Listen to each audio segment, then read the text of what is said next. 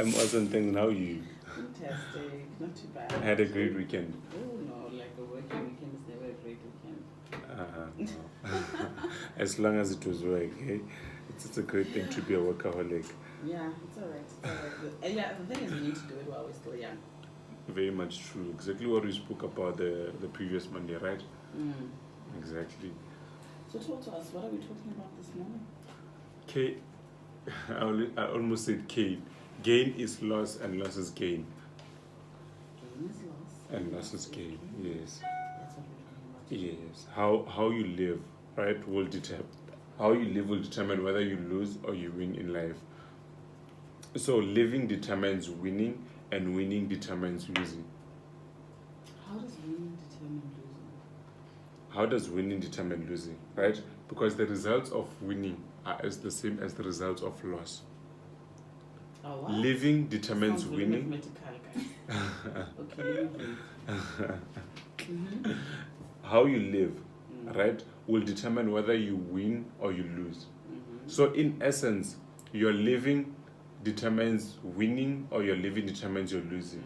So now you get it now. Yes. Oh. I think what was my question? How does losing Determine. So how does losing determine? How does living determine? Oh. Yes, it's living, not losing. Yes. So gain is loss and loss is gain. Why is it the case? Because you gain something at the expense of something you lost. So I'm here at the show today at the expense of I could be sleeping. I mean, everyone here could be sleeping. It's a Monday. Yes, I can see that you agree.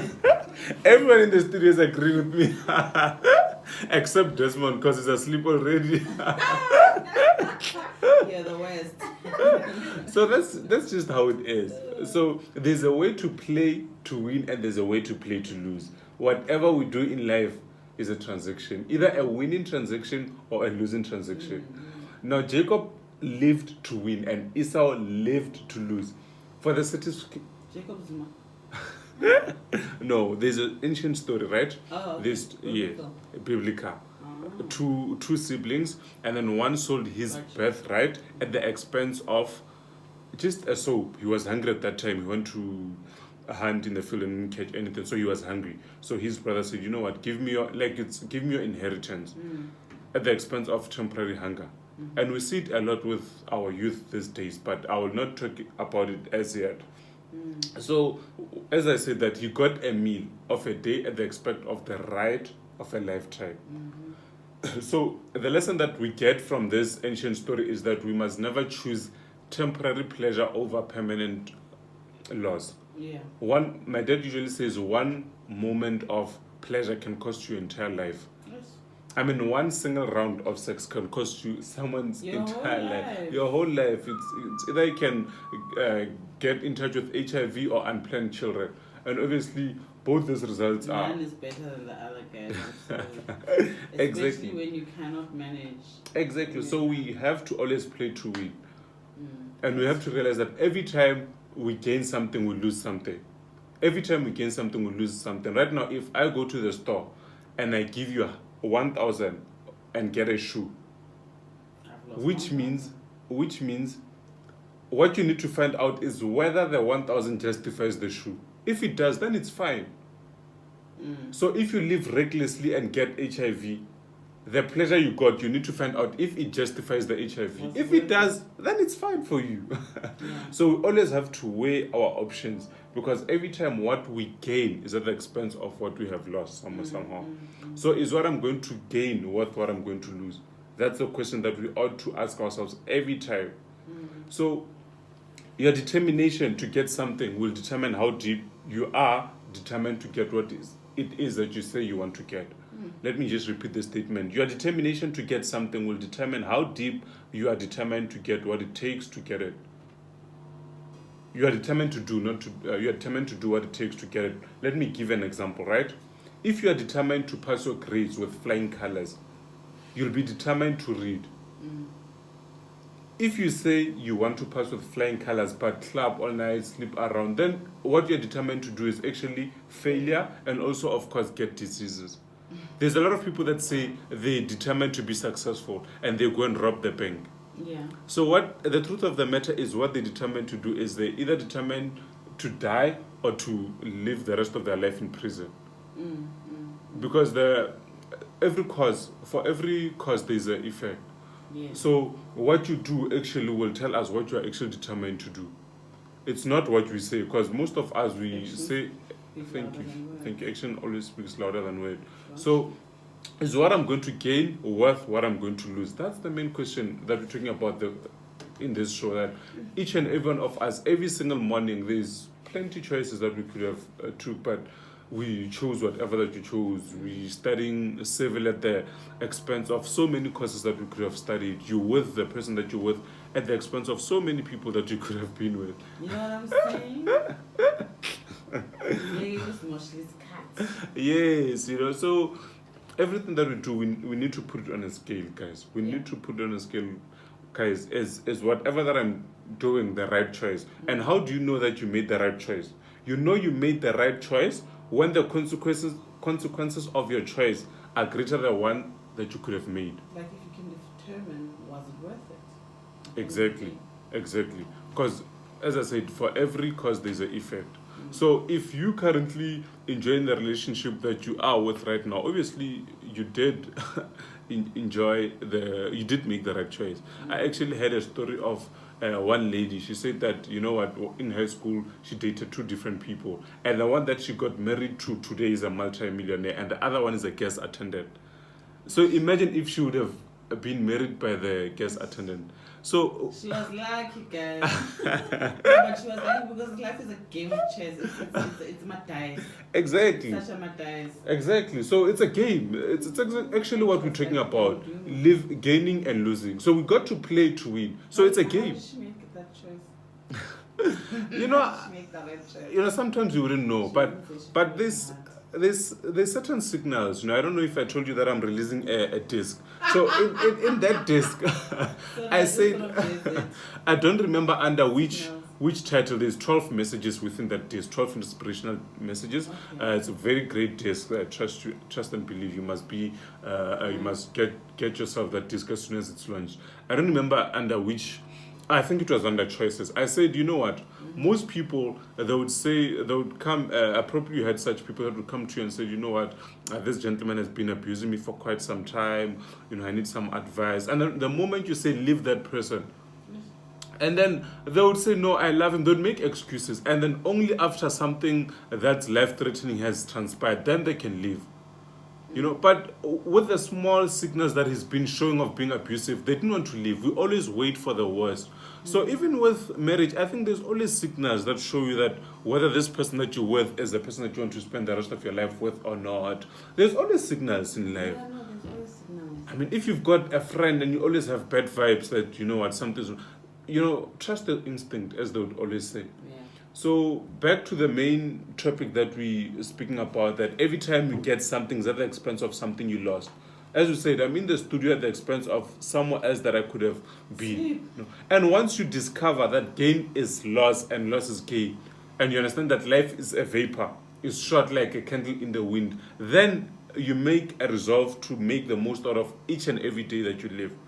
Because you understand that there is no second chance to live in this life. You will live a life of purpose and make it worthwhile and live an impactful life. Focus on the things that are worth gaining and discard the ones that are worth to be lost. Steve Jobs, after he discovered that he has a terminal cancer, he said that live each day as it is your last day, because one day it will be your last day. And the unfortunate part is we don't know when is the last day. So that's why we ought to live each day as it's the last day. And one of the quotes or speeches that I like the most is one John Wesley was asked that, what would you do if you found out that today is the last day to live? If you found out that today, actually this day, this Monday, if me and you find out that today is actually the last day that we live, it's our last 24 hours, what would we do? I'd just grab my kids and hold on. Well, his answer really challenged me, because he answered and said, okay, this is the question. If you had one day, and then he said, there is nothing that I would do, that I would love to do, that I'm currently not doing. let this sink. There is nothing Yeah. that I would love to do that I'm not currently doing. I'm living my life the way I should live it. Yeah, no, live your best life. It really challenged me because most of us, the moment we find out that this is our last day, would say, look, I would go and run around, do barking that thing when you reconciliation that we do most of the times, but why don't you just make a reconciliation every day and be at peace with everyone? There's no use. I don't find any need for having enemies. I literally don't have enemies. Unless if maybe people hate me that I don't know, but I don't have That's enemies. That's one thing I found. People who don't have enemies have the most enemies. Oh, wow. Yeah, probably. Because, sometimes I see that a lot of people. And, The fact that you are unable to hate people makes people hate you. I realized it. And, I'll go out of my way to greet them. And, I see it a lot, where people just decide not to greet you at all. But even besides jealous, because sometimes just lacking inner peace. Yes, jealous, because But they're jealous of your inner peace.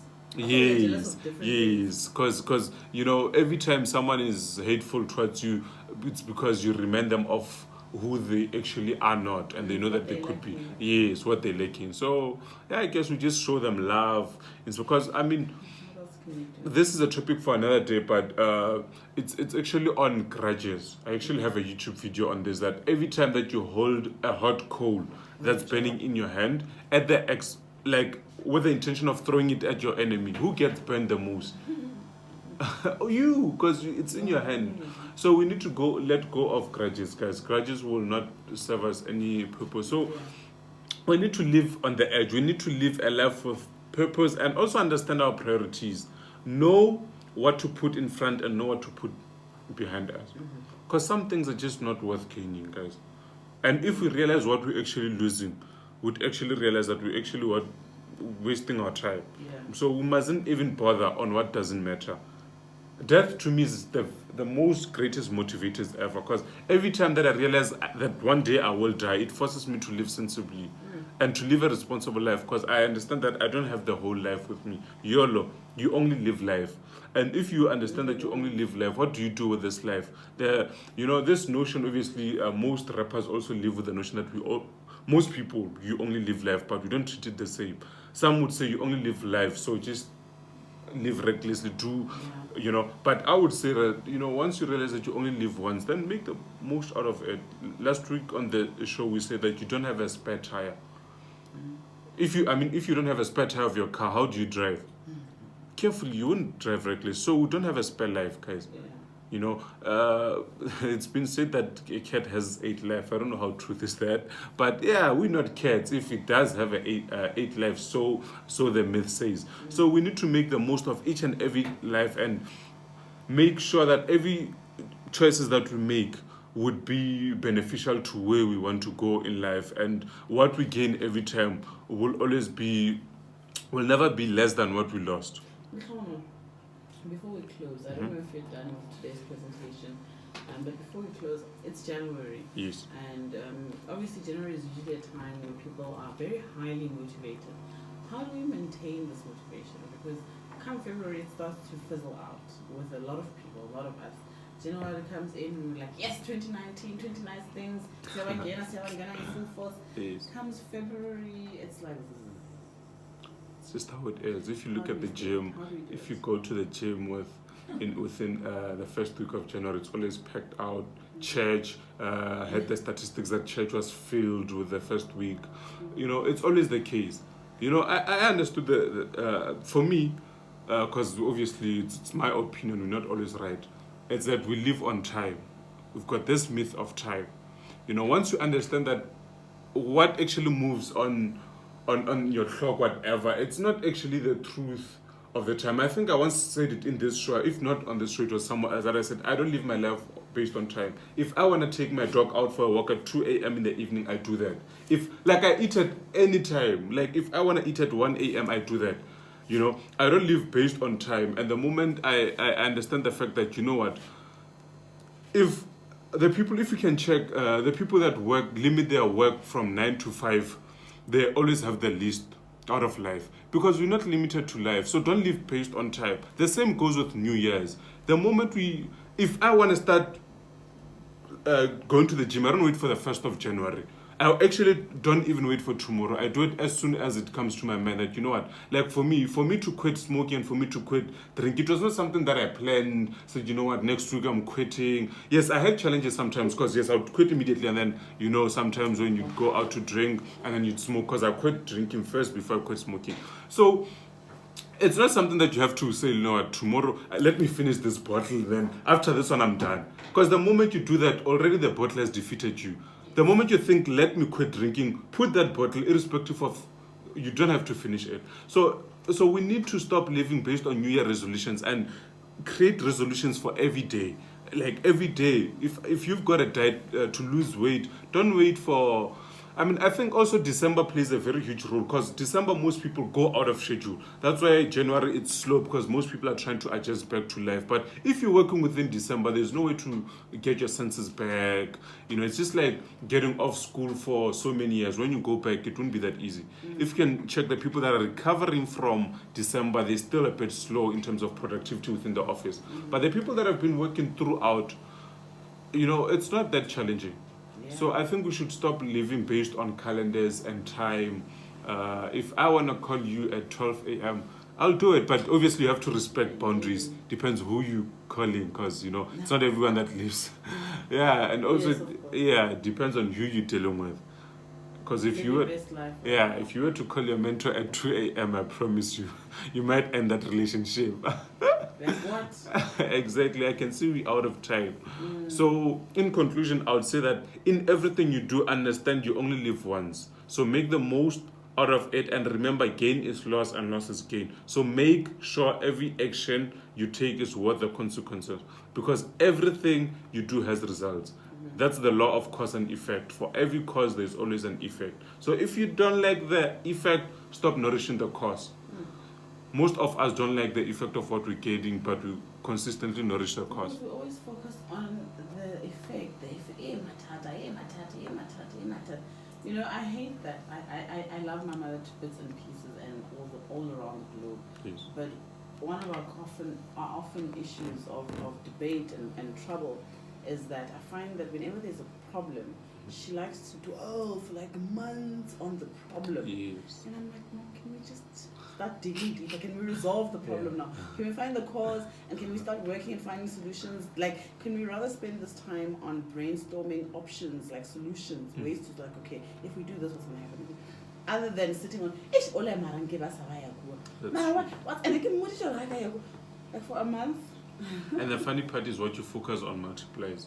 If you focus on stress, exactly. Like it gets so heavy for me when I get home and she's still hunting on about the problem, and I'm like, yo, can we just come to the solution part? Because that's the part I'm ready for. My mind is like, and I think I've always been like that. Like I see a problem, I'm already brainstorming how to solve it because I hate being in problem mode. Problems burden me, problems stress me, problems, they disturb my normal happiness. So I like to get rid of them as quick as possible. And the problem is comes when you try to deal with the solutions with the same mindset that caused the problem. So it's impossible. So if you were to approach a problem in order to come with a solution, obviously there need to be a change of mindset because insanity is doing the same things over and over and expecting different results. So if you realize that this kind of a mindset caused me to this certain level of life, for you to get to the next level, you remember the other day I said your income is directly proportional to your mindset. So you keep saying that every day, like every time you come in the studio, can you just keep saying it? I find a way to say that. Yeah, because it slaps me. Yeah, so you cannot create solutions with the same mindset that created the problem. So obviously for you to solve the problem, you need to elevate higher. That's why there's Microsoft 1.0, Microsoft 1.2, Microsoft, today I don't know Microsoft version 1. And the sad thing with us is we wait until we add Lehlohonolo 10.0 until we publish the book. There's no perfect book. John C. Maxwell said his first book was, I think he said it was 99 pages. He doesn't even know how that thing came to sell. But it sold and today is a bestseller. So if you wait for a book to be perfect, man, chances are you'll never even release that book. So let's get the vision, Lehlohonolo 1.0, 1.2. If you can hear my first speaking engagement. But you did it. I did it anyhow, but I stood up and my mindset back down. But I kept on improving myself, you know. So that's just how life is. Always consistently improving ourselves, because how else are you gonna grow? there's no way you can grow, and we need to embrace challenges, because challenges grow us. Before we get elevated to the next grade at school, we had to go through a certain test. But in life, we run away from those challenges, those tests. I don't know why, but we want to be elevated to the next grade. Because they are painful. Hey! They are. But I think also just viewing problems as a challenge, like it's a mindset shift. So whenever you have a problem, it's not yo but you want yo it's just a challenge. It's just a challenge, and it's actually great because it's for your own growth. It's actually a good thing that you challenge. If you're not challenged, then you should worry, because there's no greatness there's no promotion without first going through a test. Like as I would say that for every testimony you have to go through a test first. For every for you to have a message, you have to go through a mess. All those kind of things. For scars, it has to be for stories, scars. Those kind of rhymes, you know them. So yeah, that's just how life is. There's no glory without shame. Can you say that line again? Oh. Let's close on that line. Hit it. Okay. There is no testimony without going through a test. And for you to have a message... The money one. The money one. The real... Oh! Your income is directly proportional to your mindset. She likes that line. I don't know why.